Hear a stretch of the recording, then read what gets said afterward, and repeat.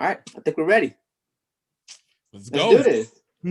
All right, Gift. As you already know, Jordan, Jimmy, we can talk about that whenever you like, but I'm gonna go ahead and talk about you first. Let's go and get to that first. So, as you know, MICR, we're celebrating Black History Month. We want to do some interviews with some very prestigious people in the rugby community who are, of African American descent. And you are one of those people. So, to start off, I just want to know a little bit of your background, just a little bit of your personal history and what all you got. And don't leave out no details. You know what I'm saying? I want birth to your first rugby ball, your first rugby game, to, gift time, all of that. Oh, now. Lord. Look, I don't know if we can do this in a half an hour. I'm already a little thrown by the prestigious component of it. I feel the pressure. That it's I don't know how interesting it is, but it's been an interesting journey. So originally, I'm from Pennsylvania, State College, Pennsylvania, born in State College. Grew up a little bit in Iowa, and then came to Louisiana when I was 14, and been here on and off since 2000. Went to school at USF, where I actually got introduced. Let me actually not say that. I saw rugby for the first time. I actually got introduced to rugby for the first time because of NFL.com. So when I was in high school, I actually was being told to look up more football because I was about to play on the team, and the only football I ever really watched on a regular was like movies. So like Varsity Blue, it was like Varsity Blues was my main movie for that. And they were like, no, you got to get a little bit more. So started watching, and they talked about how rugby was the progenitor of football itself. So it was like, oh, okay, this is what exists. And then, but I didn't think it actually was played. I just thought it existed. I thought football was the natural evolution of rugby. It's like, okay, whatever. So it wasn't until I got to college, where at University of South Florida, go Bulls, I was able to, I had not a roommate, but a dorm mate who played rugby. And at the time I was thinking about trying to go join the football team and, playing obviously intramurals. And so he was like, yo, you need to come out and play. Hey, you need to come out and play. This guy's Kevin Morgan. And so I came out, saw USF. They did like a little bit of a practice. It was all right. I thought that this was a game that people played sort of like Renaissance Festival. Like nobody actually plays it, but you get these few like random people who are like, all right, we're just going to play old games because, this is what we do.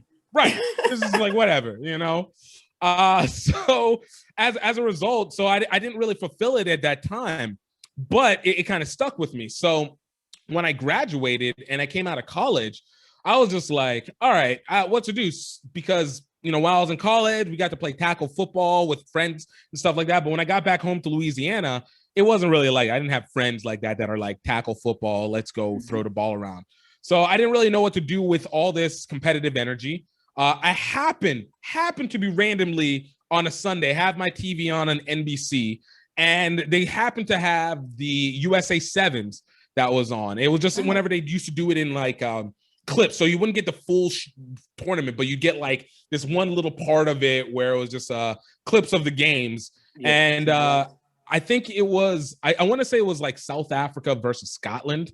That was the game that I saw the highlight for. And I saw these guys run a line, and I'm watching them. I'm like, yo, why aren't these guys juking their defenders? Like, you got all this space. Why are you passing the ball? Juke these guys and go. I was like, you know what would be funny?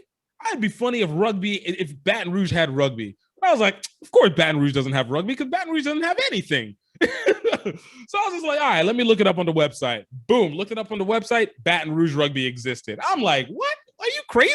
Seriously? No. But then I was like, you know what? It's probably a dead site because there's going to be those websites that existed, but nobody's been manning them for like years. Yeah. Exactly. So I was just like, okay, it's not a, I'm gonna check the practice time because Highland Road Park, where they were playing at, wasn't too far from my house. So I was just like, all right, let me go check it out. Went on a Thursday actually, and I was like, okay, all right, where are they? And then boom, all of a sudden I see these guys out here running. I'm like, yo, they're actually playing. I'm like, are you serious? Oh, this is wild. And then I found out like, oh yeah, Baton Rouge Rugby's been in existence since like 1968. I'm like, what? Dude, I went to school on campus. I've never seen anything resembling rugby. LSU rugby's been around longer. What? Yo, you guys are liars. I can just imagine the loop you went through finding out that rugby really existed. I'm telling you, I'm like, oh, this is more than just Renaissance Festival. No, you guys are real. So they were like, look, you know, why don't you go get your boots? And I was like, I'm gonna come back because I didn't know that you guys really existed. So I didn't come prepared to do anything. I just wanted to see if it was worth my time. So it was funny because I will always remember this. It was the beginning of March. It was March 7th is whenever I started playing rugby official because it was my friend's wedding. Went to Houston for my friend's wedding. And then that following week is that following Tuesday is when I started playing rugby. And it caught me because I was 22 at the time. So, and most of these guys had to have been late 20s, early mid 30s, 40s. So I'm just like, you know, I'm about to smoke these guys. Like I might be out of shape, but I'm about to smoke them. And so we start doing drills and I'm just running and they're running. I'm running, they're running. They're running, I'm slowing down. They keep running, I'm stopping. I'm like, how are these guys doing me like this?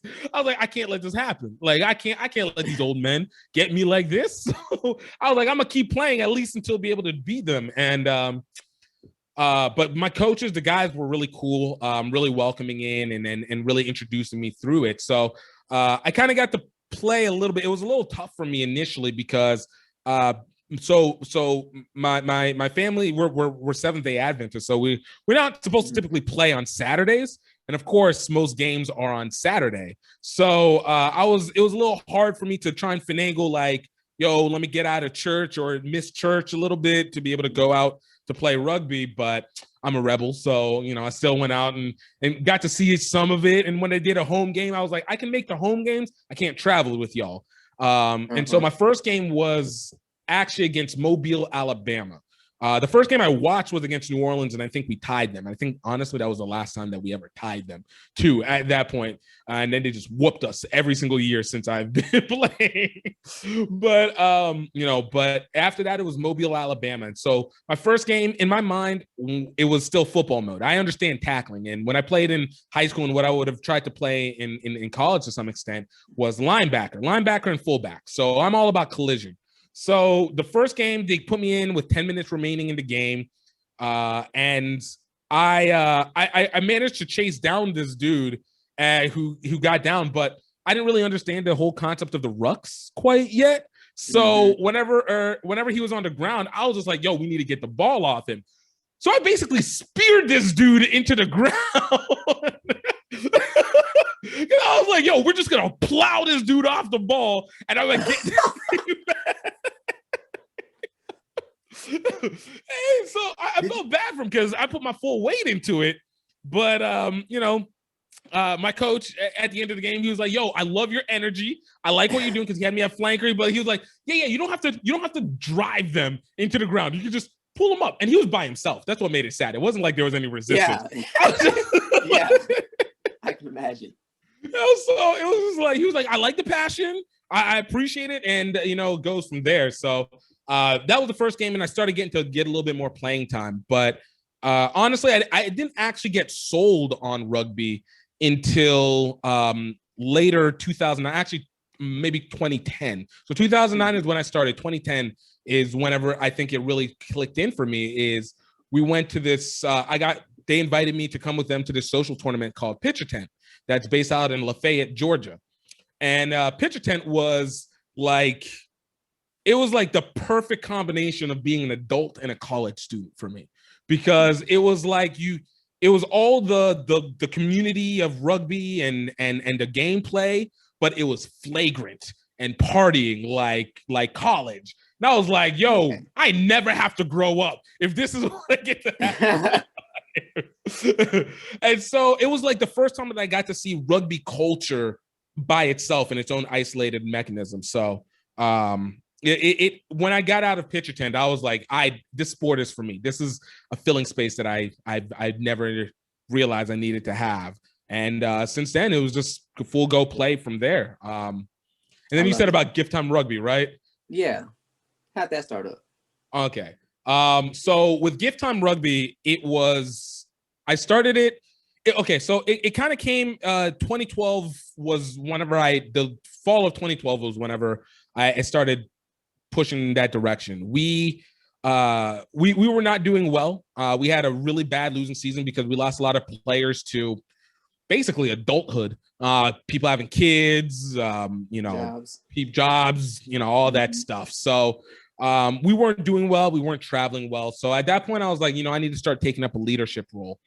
And so in the time, I was like, I want to be able to learn more about these other teams because for what it's worth, while I was good with my team, Baton Rouge Rugby Club, and I got to know the people that we played, I never really got to know them that well. Like I got to know them a bit, but we always seem to play the same people every year. So I didn't get to really know the full landscape that rugby had.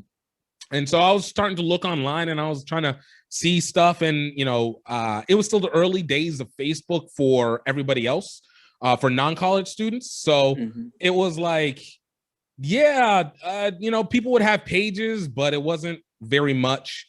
And it was hard to find like information about a lot of teams, especially here in the South.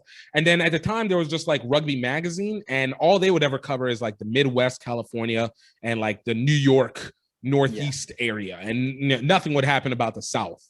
So I was just like, that's interesting. Like I'm not seeing much, and I'm a pretty avid sports fan, especially when it comes to football.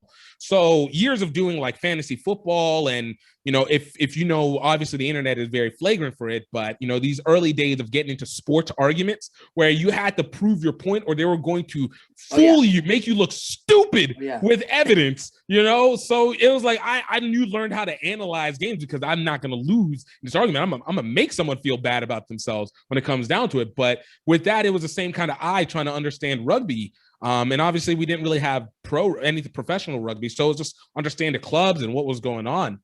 And so as I was kind of expanding and looking through this, I was like, there's a space here to be able to develop, sport. And one of the reasons I came home was because I didn't want to work for somebody, but I wanted to have a chance to learn to do something entrepreneurial. And there's always stuff. My mom's an entrepreneur. My dad's an engineer. So the best of both worlds is idealism and practicality kind of come to works.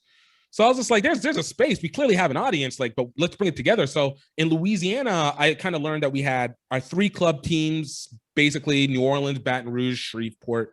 And then we had the high school teams. And then we had like a solid set of college teams across the state. So I was like, look, let me just put together like a sheet, a tail-up sheet. Not a tail-up sheet, like a analysis sheet of information of all of our teams. Let's do predictions and stuff like that, and we can put it down, and at least we can unify Louisiana. I don't know too much outside of it, but we can unify Louisiana. So in doing that, I was like, I started predicting, and it was nice, but then I realized I can't make great accurate predictions because I don't know who the other teams that they're playing, because it's always about transient property. So that's whenever I continue to look forward, and I was like, we need to bring this all together, especially in the South. I can put something together, and that's kind of where Gift Time Sports, which would ultimately become Gift Time Rugby, kind of surfaced from, and then kind of started evolving it from that point. Yeah, I love it. Hey, that was a journey. That was a journey. And that was just the beginning. Okay, so all right, so moving on to Memphis. You said earlier the Memphis folk crazy. So that means you've been folk crazy. All y'all. You visited Memphis a few years ago, and you attended a fundraiser, some rugby games, and all that stuff. What was the best part of Memphis besides the Post? I mean, I will honestly say, so I'd been to Memphis a couple times prior to that, playing against the Memphis rugby team, the Blues, playing against the Memphis Blues on multiple occasions.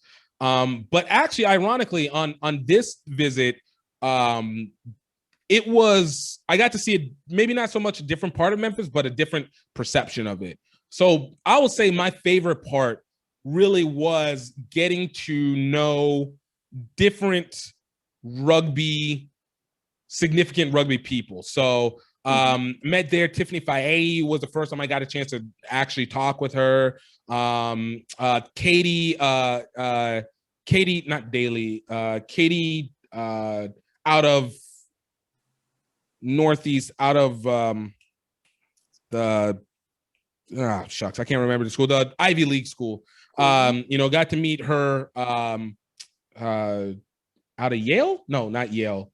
I can't remember the one that's up in Mass. At where? Talking about Queens, Katie Worst. No, not Katie Worst. Not Katie Worst. It was she's the coach. Katie is the coach in Boston, in that place that Gavin used to work at as well too. Okay. I can't remember the name. It's one of the Ivy League schools. Yeah. Anyways, got to meet her. Got to meet Mariah Kalapu, who's one of the who works with you guys as well too. I think. And so we got to all go chill out at one of the little bars or stuff like that. And it was one that I hadn't been to, because typically you just go we go downtown Memphis and we go to the Twin Pianos and, we just do that up. And so that was all I had seen. But in this case, it was just like a different variation. It was chill, but exciting. But really it was just a community and getting to meet people who were not from the South. Because basically everyone was from the South, and even Memphis, I'd only played against Memphis people, so I didn't always get to know them because they're in a different division than us. So it was also getting to actually just sit and talk, as opposed to know through competition and then a social, because it's just a different element to it. And of course, my mindset was in videographer mode, so it's just kind of like get everything, but also then when I'm done, enjoy the moment. Enjoy what we got. That's good. And that's a good perspective to take on things. Fun fact, we've been talking about Baton Rouge and Louisiana a lot. I am actually from Louisiana. Really? Yes, Covington, Louisiana. My goodness. Okay, you're from North Shore. Yeah. Nice. You're okay. The crazy to crazy. Okay, the Jerry Jordan thing is starting to make a little bit more sense. It's all that Pontchartrain water in the air. I see what's happening. It's all coming together now. It's all come together. But I just want to talk about, your food, your favorite food. Because whenever I go back to Louisiana, I try to give me some gator. But what do you like down in Louisiana? So I'm not going to lie. Like, Louisiana's made me it's been a little bit tough because, again, like I said, I'm Adventist. So I don't eat pork. I don't eat shellfish. So I'm in this constant battle between Rugby and Louisiana. Is this constant battle of how do I navigate food while still getting traditional native food? So it'll always come back down to the most primal Louisiana food, in my opinion, which is jambalaya. Though I'm not gonna lie to you, gator was amazing. I actually tried it and I was like, yo, I'm understanding why people eat this. Like, we need to get it nice and roasted. And it's just like, get that seasoning correct. And you're just like, yes, hits just right. But yeah, I would say my top one is always going to be jambalaya. And then from there, it's boudin balls, and those ones, getting a good fried boudin ball, even though I always have to have chicken, sausage, and rice. Boudin ball. Let me say it correctly. I'm talking like a northerner. A boudin ball. The folks watching this don't know about that. It's okay. I got to give them authenticity. I also got to say, look, guys, any Louisiana food that you find outside of Louisiana, just don't eat it. All right. I don't care if it says Creole made, blackened, whatever. Unless you know an authentic Louisianan made it, it's fake. It's not good. Please do not use that as a representation. Wise words. Okay. Oh, another thing I wanted to ask. HBCU Rugby Classics. Yes, sir. You know about them. This is your wheelhouse right here. This is my baby. This is my first real baby. The one that didn't involve just me. I just wanted to get into that. How did you start it, and how's it going now? What's the future? How's the future looking forward? So the HBCU Rugby Classic was kind of it was a passion project, to say the least. So when I first found out an HBCU had rugby, it was Morehouse. It was 2015.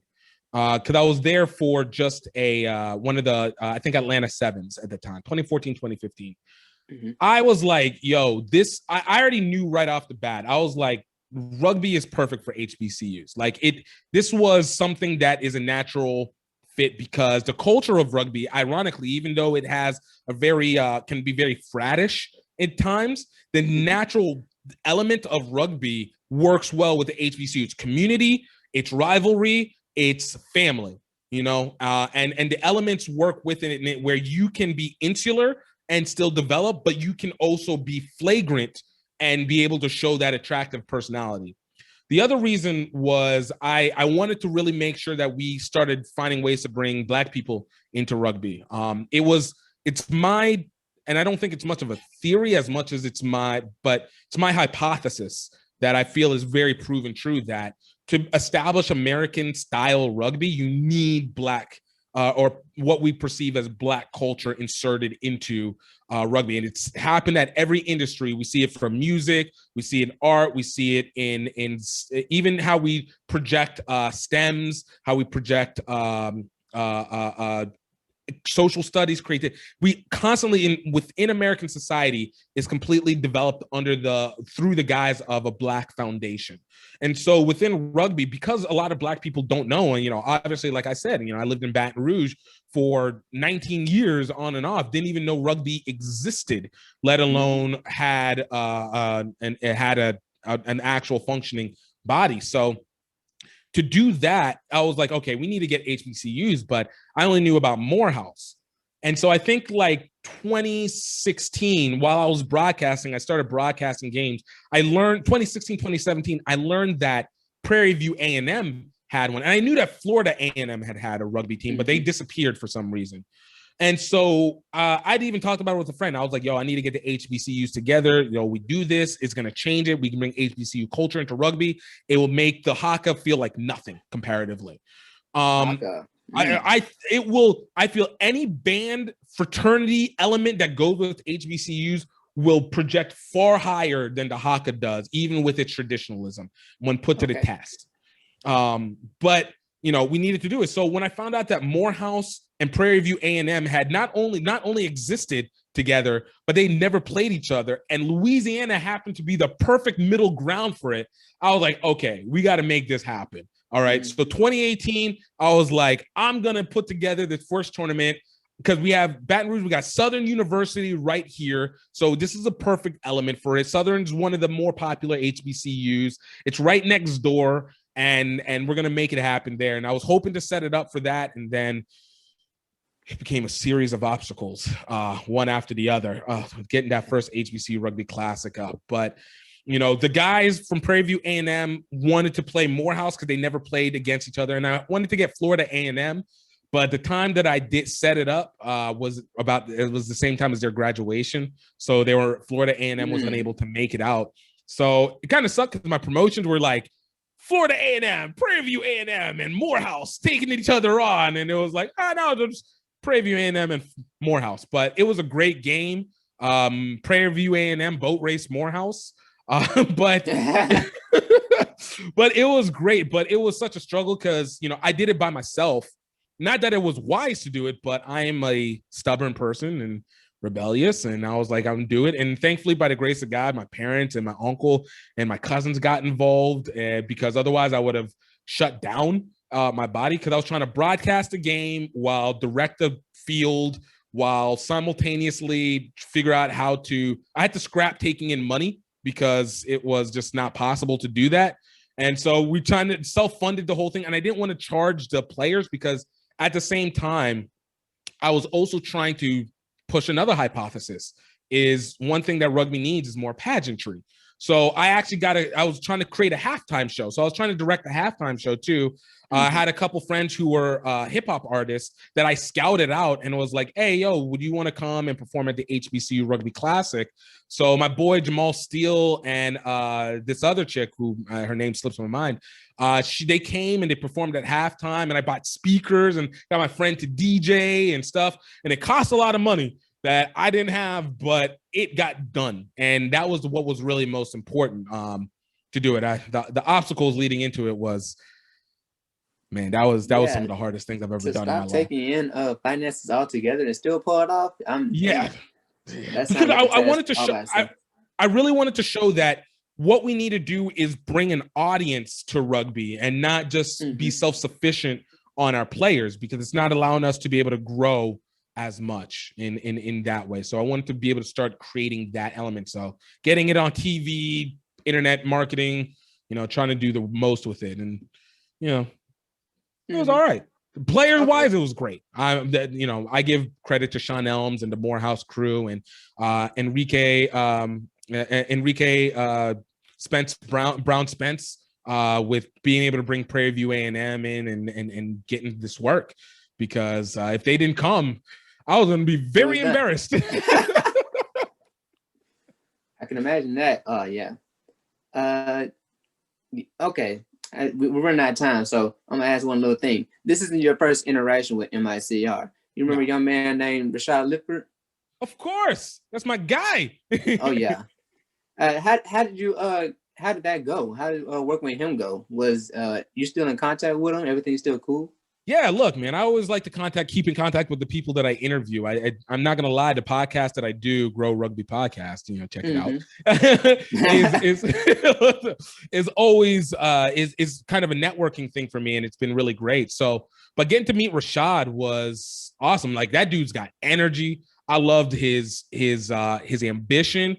Like, he's basically everything that I want from a person in rugby. It's what I expect from an HBCU person and what I expect from MICR. Like, you can't be around Shane with that, Energizer Bunny energy and not have some of it rub off a little bit. Yeah. So, it was really dope getting to talk with him. And I can't wait to try and bring him for this HBCU Rugby Classic coming up May 1st, 2021, bringing in multiple teams. And we're changing up a little bit, but we're making it happen.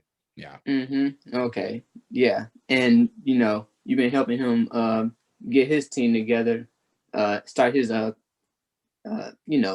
up, his NCANT team, help wherever I can. I mean, I don't know what I can, all I can do is hopefully promote, but that man's got it led down. Like, when you talk about a guy who is a natural leader, and being able to gather people, he's the hypothesis that I believe in when it comes to HBCUs, where it's, if you put a tentpole person at an HBCU and help them have somebody that's there consistently, we can recruit the students around them, and you can put something there, because once you're able to travel and once they play the game, people are going to love it. People are absolutely going to love it. That's probably why you became the men's growth and development, became appointed for men's growth and development coordinator for the National College Rugby. I think it helped. I think it helped a little. I think what really actually helped is when we did the Juneteenth special that I did, that was on a whim, but it was just like, want to get rugby people and talk Black rugby for a little bit. Like, and, obviously the events that happened over 2020, I think existed, but I think it was all the above. I had a lot of good relationships with NSCRO at the time, now NCR. And whenever they called me up and they were like, yeah, we'd be interested, it was like, yeah, I mean, it's different because, I'm not really always great when it comes to working with people under people, but, it's been great. And it's still a learning process, trying to figure out exactly what I do, but, trying to utilize what I do know with what they're trying to be able to create from there. Okay. And I think we're out of time, but before you go, I got to ask this one question. Let's go. Comics? Do I watch comics? Yeah. I mean, do I read comics or watch cinematic comics? I do all the above. All the above. Okay. Marvel or DC? Okay, man, you asking complex questions, all right? All right, let's break this down properly. All right, Marvel movies, Marvel shows are now kicking in, but DC animated movies, and for the most part, DC animated shows, and probably lean a little bit more DC comics. Okay, I like that divide you made. Yeah, because I do like the animated DC more than animated MC. Yeah, and animated MC is still It's like it used to be like really good, but it's became a little campy for me. Yeah, but the movies, Marvel's movies on point. Yeah, movies on point. But I will say, let me just give it Marvel, X-Men, Spider-Man. Yo, you're killing it. Animated movies, X-Men. I'm not as fond as but that was Fox. That wasn't MCU. So that was Fox. So we're not even going to consider that as the same thing. Yeah, we'll leave that alone. All right, but Gift, I thank you for your time, man. I thank you for bringing this energy, and I told you I was going to bring the positive energy, and with you bringing it too, just making it bounce off each other, it was beautiful. It was magic. It's great minds, man. That's what it is. It's vibe genius.